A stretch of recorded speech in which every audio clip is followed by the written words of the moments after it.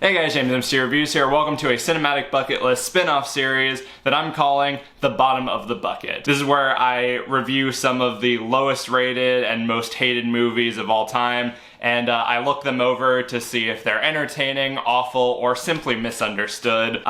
This is something that I've had in mind for a while. I've started sort of introducing the idea of talking about bad movies on the bucket list with stuff like Kirk Cameron's Saving Christmas and some of the bad sequels that I've seen and stuff like that, but I wanted to kind of have sort of the bad separated from the good so that they're still within the same sort of series, but it's you go to one place for one and the other place for the other. So the bucket list is still going to continue as normal, but now we're just going to have this extra series for purposefully bad movies.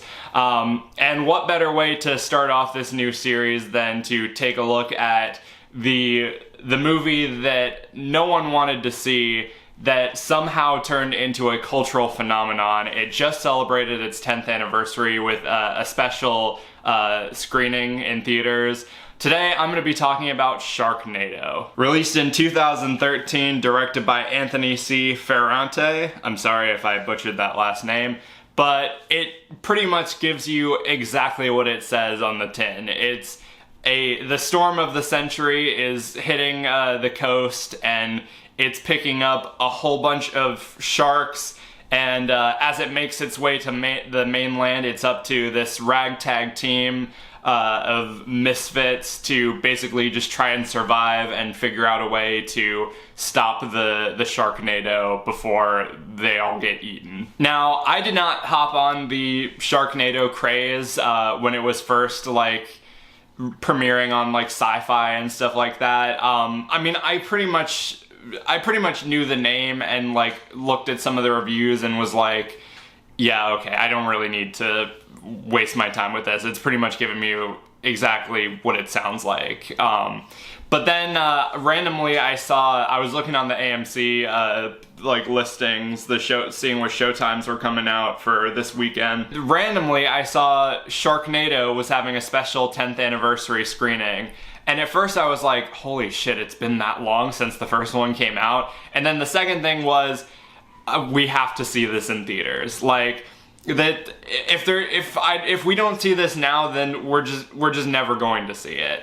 And I'm just so immensely happy that we got to see this on the big screen, because seeing it in a theater on the big screen made it all the more funny. The minute that I saw the Asylum logo, which I'm guessing that the Asylum, which is this big knockoff movie company that does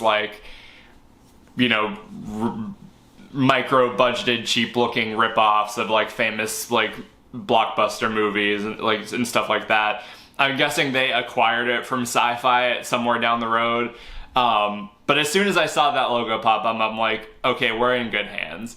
And it literally, from the moment the movie started in that first intro, showing some of the really cheap looking pre-keyed visual effects to some of the worst looking CG sharks that looks like they were pulled from Getty Images, to the fact that you can even see what looks like the camera lens in one of the actor's glasses. Right from that intro, I was like, okay, this is gonna be fun. This is gonna be a fun ride. And it absolutely was. From the acting to the really cheesy looking effects to just some of the little quirks and the filming and editing, just everything about this movie is just I don't even know where to start. First, I guess we'll talk about the obvious, which is the visuals. This movie was made with a budget of $2 million, and I don't know if that was the initial budget when it was first premiered on TV, or if that was with the upscaling factored into it, because they did show a little behind the scenes thing after the movie where it was oh, so the initial idea was just to, bump it up to 4K and, you know, stuff like that, but we were looking and like apparently some of the color grading and some of the effects didn't really match up with by just like blowing up the image. So we had to go in and like redo and like re-render like a lot of the effects and stuff like that.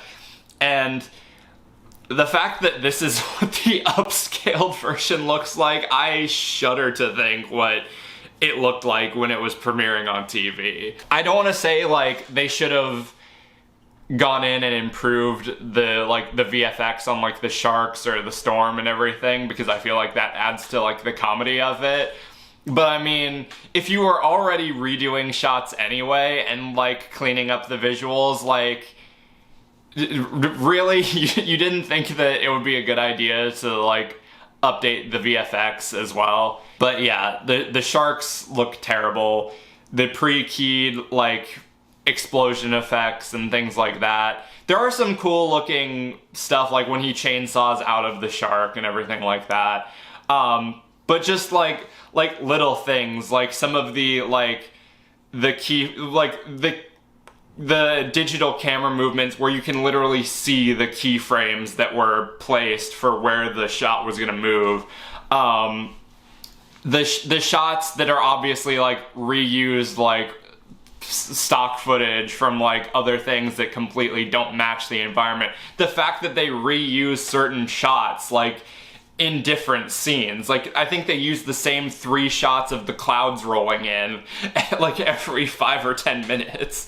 But I mean, again, like it was done on a budget, like it was done for TV, so you know, what can you expect? The acting in this movie is kind of a weird spectrum, because on the one hand you get like people like the main guy, Ian Ziering, I think is how you say his name, who looks like a cross between Chris Pratt and Rick Grimes from The Walking Dead, who's just putting his all into it. He's like up to like 11, like this is the most important like movie of his career, and he's absolutely giving it his all. And then you have people like Tara Reid who feel like they just walked on set after downing a 5th of Jack Daniels and it was like, all right, we're rolling, oh no, the like stuff like that. And you just like some of the like cast members like doing certain like line readings where it sounds like they're trying their damnedest not to laugh because they acknowledge like the material that they're working with. Like, I will say, like, as bad as some of the performances are, you never get the sense that any of them, like, don't recognize what they are in. Like, they all know what they signed up for, and they're all just kind of like, well, here we go, let's see what happens. The action and some of this, like, sequences in this movie are absolutely ridiculous. Like, this movie basically just says to hell with physics and is like, let's go throw grenades into a tornado so that it can stop them.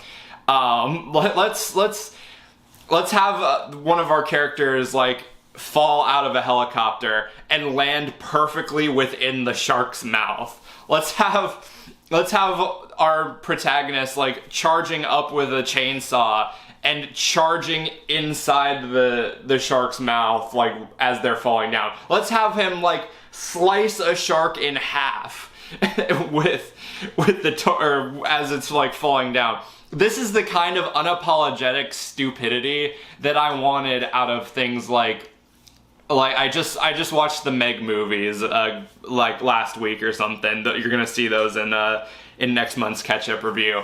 But this is the kind of, like, unapologetic, unhinged, like, ridiculousness that I was expecting out of the Meg movies or like Cocaine Bear. With Sharknado, there are no false pretenses. It gives you exactly what it advertises, and I enjoyed it in that regard. I will give it this for the budget that they have and, you know, the shots that they were trying to go for. It is definitely, like, ambitious, like, and I feel like that's something that can be said about the whole movie, like, the fact that, you know, I'm assuming, like, a first-time director basically got to make, like, his dream action shark movie, and basically, essentially have like no rules except for, I guess, whatever TV censors would allow.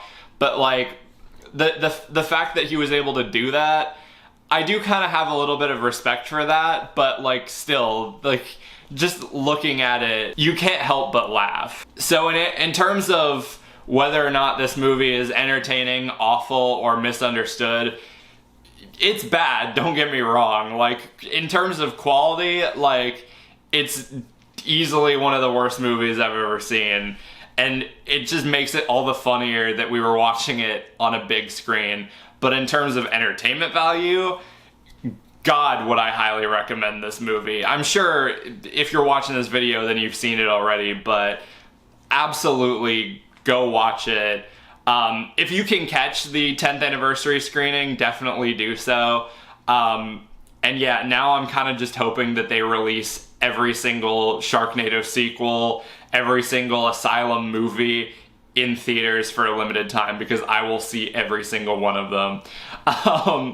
And yeah, just like I said, going to my ranking purely based on objectivity, based on its quality, I would give it a 1.5. But again, this is kind of a situation like Old, where I'm giving it a 1.5, but for its quality, but for its entertainment value, this is a easily 5 out of 5. But yeah, there you go. That does it for this first edition of the Bottom of the Bucket. Let me know down in the comments if you've seen Sharknado. What did you think about it? Did you see it when it first came out on TV? And have you seen it since? Have you seen any of the sequels? How are they? And what other movies would you like me to cover for this series? Let me know. I've already got some ideas cooking in my head, but let me know some of the stuff that you would like to see me cover. Until next time, be sure to like, subscribe, ring the notification bell so you can stay up to date on when I'm posting. Follow me on my social media, subscribe to my main channel. Everything you need to know will be in the description. Thank you guys for watching, and I'll see you